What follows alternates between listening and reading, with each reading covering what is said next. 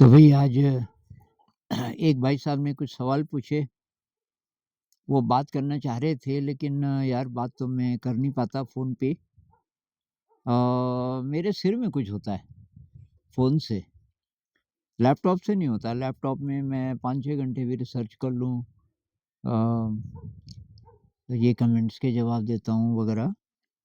तो लेकिन इससे पता नहीं क्यों, मोबाइल से अगर मैंने 10-15 मिनट बात कर ली,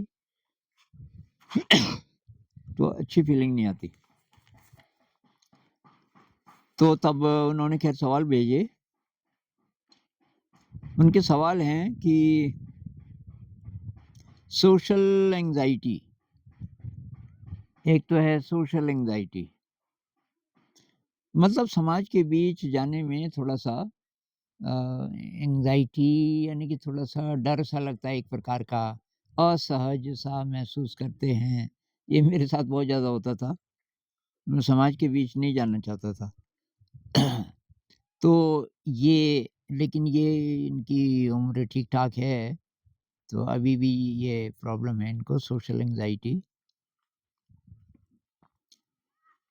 दूसरा इसी से जुड़ा हुआ है स्टेज पे जाने में जो डर लगता है। स्टेज पे बोलना है या क्लास में पढ़ाना है, कहीं लोगों के सामने मतलब आपको कुछ प्रेज़ेंट करना है, तो उसमें जो डर जैसा लगता है। और इस पे मैंने कुछ वीडियोज़ पहले बनाए थे, बहुत पहले, पर वो पता नहीं कहाँ हैं। अ, तो ख़ैर, तो बेसिकली ये डर है इसका कारण। डर है कि मेरे में शायद कोई थोड़ी बहुत कमी है। मेरी जो अपीयरेंस है, उसमें कमी है, या मैं ठीक से बोल नहीं पाता। कुछ लोगों को लगता है कि सब मेरी ही तरफ देख रहे हैं। जैसे मुझे लग गया कि मेरे में कोई कमी है। अब लोग क्यों देख रहे हैं? वो एप्रिसिएशन के कारण भी देख रहे हैं, तो मुझे ऐसा लग सकता है कि ये मेरी कमज़ोरी को देख रहे हैं। तो क्या किया जाए? तो एक तो भाई मेडिटेशन से मदद मिलेगी। मेडिटेशन से धीरे-धीरे ये पता चल जाता है कि ये बाहर जो दुनिया है, ये जो समाज है, ये कुछ भी सोचे मेरे बारे में, कुछ लेना-देना नहीं है। तो आपके अंदर कॉन्फिडेंस आ जाता है। एक तो मेडिटेशन का अभ्यास कीजिए और एक थोड़ा-थोड़ा करके जानबूझ के ऐसी स्थितियों में जाइए। जैसे किस प्रकार के लोगों के बीच आपको एंग्ज़ायटी आती है, ज़रा तैयार होके जाइए। तो नाटक कर सकते हैं। तो मैं ऐसा करता था। नाटक का मतलब शीशे के सामने आप खड़े हो जाओ और अपना डायलॉग भी बोलो और जिससे मिलने आप जा रहे हो, उसका भी बोलो। और बस ये थोड़ा प्रैक्टिस करके चले जाओ, देखो क्या होता है। और ज़िंदगी एक नाटक है, अगर आपकी अप्रोच हो। मेरे एक दोस्त थे शर्मा जी, उन्होंने बहुत मदद की मेरी। तो वो कहते थे, "यार ये सब नाटक है, तुम ये सीरियसली क्यों ले रहे हो? काहे की एंग्ज़ायटी?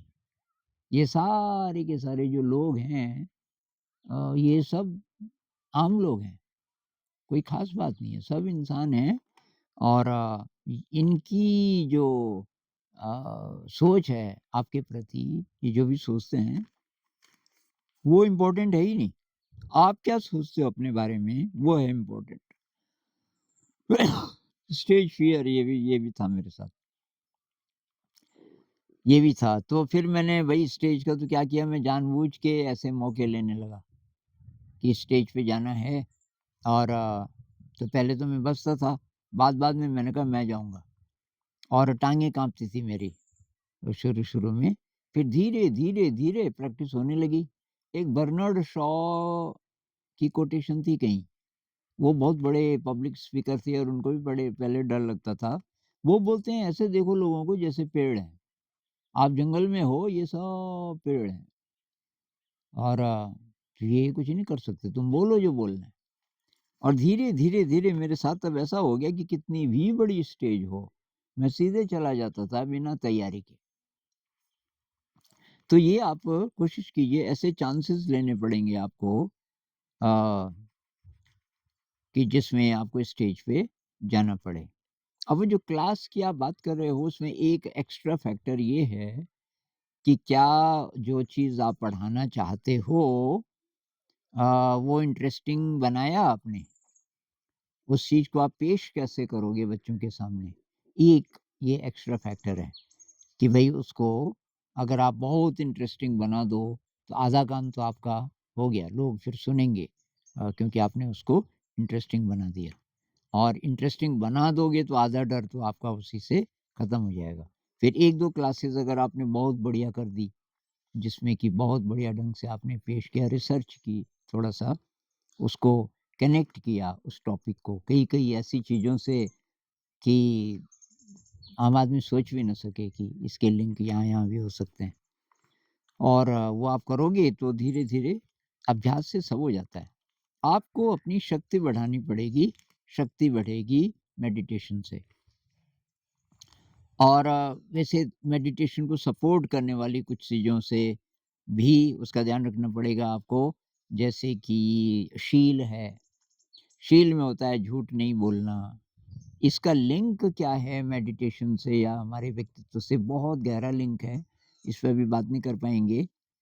जैसे कि कोई कह सकता है, भई ध्यान अपनी जगह है, आप झूठ बोल भी दिया, तो क्या फ़र्क पड़ गया? कि नहीं, झूठ बोलने से आपके ब्रेन में न्यूरॉन्स के कुछ नेटवर्क्स बन जाते हैं, अलग प्रकार के, जो कि बाधा डालते हैं।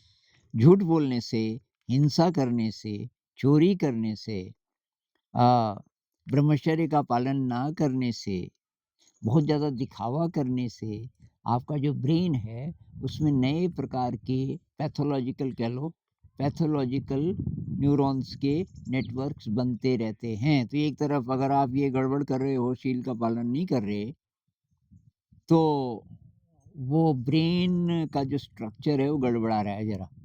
अब ध्यान से आप उसको ठीक कर रहे हो, तो ध्यान का बहुत ज़्यादा असर हो नहीं पाएगा, क्योंकि रोज़ आप गड़बड़ भी कर रहे हो। इसलिए ये ध्यान रखना पड़ेगा आपको कि आपका जो भी प्रोफ़ेशन है, उसमें झूठ तो नहीं बोलना पड़ता।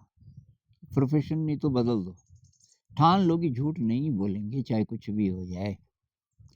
तो ये सारी बातें, हिंसा नहीं करना, झूठ नहीं बोलना, ब्रह्मचर्य का पालन करना है, चोरी नहीं करना, सादगी से रहना। और एक है पारमिताएँ। तो बुद्धिज़्म में 10 पारमिताएँ हैं, जिनमें से 3 को हम पकड़ लें, तो उसी से ज़िंदगी बदल जाएगी। एक है विनम्रता, ये ईगो का उल्टा है, अहंकार का उल्टा। ज़्यादातर हम क्रेडिट चाहते हैं कि भई मैं दिखूँ, मेरा नाम हो, लोग मेरी तरफ देखें कि वाह जी वाह! ये विनम्रता का उल्टा है। विनम्रता में ये है कि आपने कितना भी बड़ा काम किया, कुछ नहीं, नेकी कर कुएँ में डाल। आपने बहुत बढ़िया भी काम किया, ये बिल्कुल इच्छा नहीं है कि कोई एप्रिशिएट करे, कोई देखे, कोई कुछ बोले। भैया आपने उनके लिए थोड़ी किया। तो विनम्रता, कृतज्ञता, कृतज्ञता की प्रैक्टिस करनी पड़ेगी। ये नेचुरली आ जाए ये ज़रूरी नहीं है। बहुत लोगों के दिल में कृतज्ञता आती नहीं है।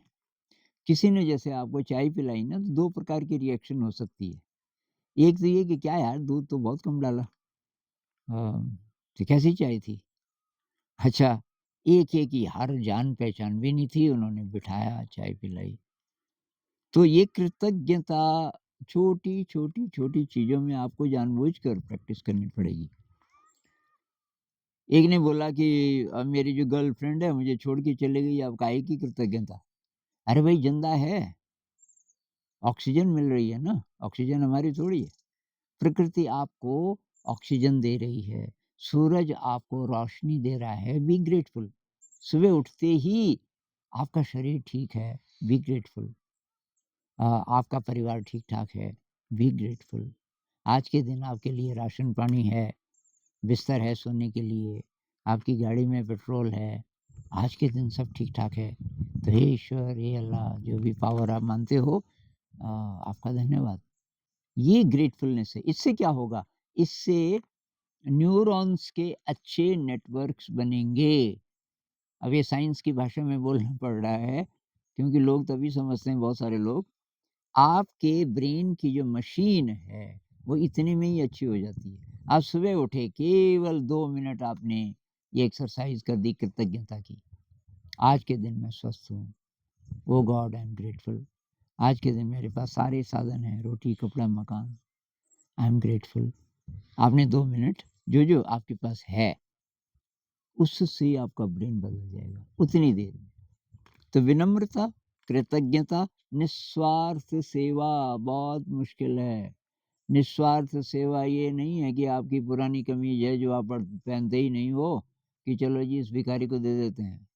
वो सेवा नहीं है, वो तो आपको वो छुटकारा पाना था उससे। मतलब उसको फेंकने की बजाय उसको दे दिया, वो तो ठीक है, लेकिन ये निस्वार्थ सेवा नहीं है। निस्वार्थ सेवा का मतलब आपकी प्रिय कोई चीज़ है। नचिकेता बोलता है ना अपने पिताजी को कि आपने ये बेकार गायें जिन्होंने दूध देना ही बंद कर दिया, वो दी दान में ब्राह्मणों को, ये थोड़ी है दान।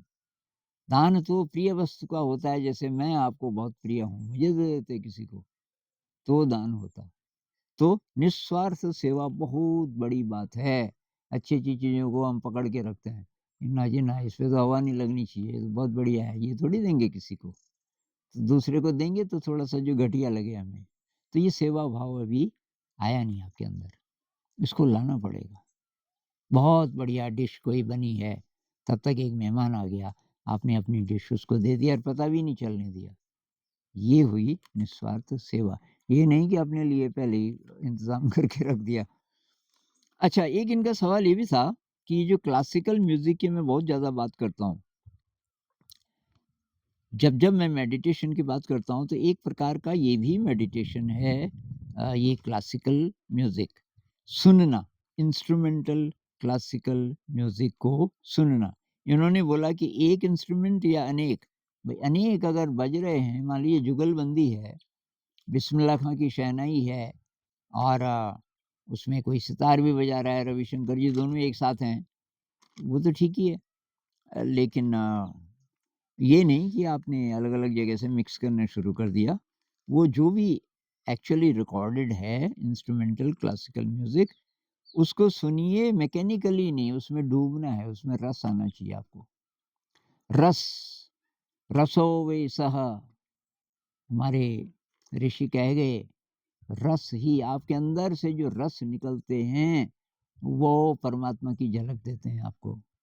रसो वे सः न्यूरोलॉजिस्ट बोलेगा कि भई ये डोपामाइन, सेरोटोनिन, ऑक्सीटोसिन, गाबा ये अगर हैं तो आपका ब्रेन बहुत बढ़िया है, आपकी ज़िंदगी में सुकून है, आपको अच्छा लगता है। तो ये अच्छे रसायन कैसे बनेंगे और ये ध्यान में भी मदद करते हैं, तो उसका एक तरीका है म्यूज़िक सुनो, डूबो उसमें, डूबो उसमें। आप बोलोगे डूबो कैसे, मेरे को नहीं लगता अच्छा। कितने दिन ट्राई किया आपने? अलग-अलग इंस्ट्रूमेंट ट्राई करो, थोड़ा शहनाई सुन लो, 4-5 मिनट, अलग-अलग राग, बहुत सारे राग हैं ना। मान लीजिए आपने बिस्मिल्लाह खां को चुना, तो उनके अलग-अलग राग वो सुनो। फिर आपने मान लीजिए रविशंकर जी को चुना, रविशंकर जी ने सितार में जो-जो बजाया होगा अलग-अलग जगह, वोकल नहीं, शब्द नहीं होने चाहिए, शब्द भटका देते हैं हमको। तो इंस्ट्रूमेंटल म्यूज़िक ढूँढिए, वायलिन है, गणेश कुमरेश 2 भाई हैं साउथ के, कमाल का वायलिन बजाते हैं, वो भी सुन सकते हो आप। और सीखें कैसे? भई इसका सबसे अच्छा तरीका हारमोनियम ले लो। एक हारमोनियम खरीद लो और उसपे सारेगामा पधानीसा तो कोई मुश्किल नहीं है, ये 7 सुर आप यूट्यूब से भी देख सकते हो, नहीं तो आप मुझे बताना, आपके एक वीडियो बना देंगे इस पे, वैसे एक है पहले। तो ये जो क्लासिकल म्यूज़िक है इसमें प्रैक्टिस करनी है बस। ये नहीं है उद्देश्य कि आप उसमें गाने मिला सको। गाने मिला सको ना, वो आपको शौक है तो वो भी सीख लो, पर वो नहीं। साधना के लिए कैसे इसका उपयोग करें। तो जैसे सा, ये जो आवाज़ आ रही है, इसको पूरे शरीर में सुनो और जितनी आपकी साँस है, रे, तो ये सारेगामापधनिसा इस तरीके से एक साँस में एक सुर, फिर वापस आओ अ, और ये बार-बार, बार-बार। ये आपने 10 मिनट कर लिया, 10 ही मिनट में बहुत गहरा ध्यान आपका हो जाएगा। और इसका फिर लिंक है मेडिटेशन से, इसका लिंक है कॉन्फिडेंस से, इसका लिंक है अच्छी फीलिंग से। तो आप ये ट्राई कीजिए और फिर बताइए कि कुछ असर पड़ा?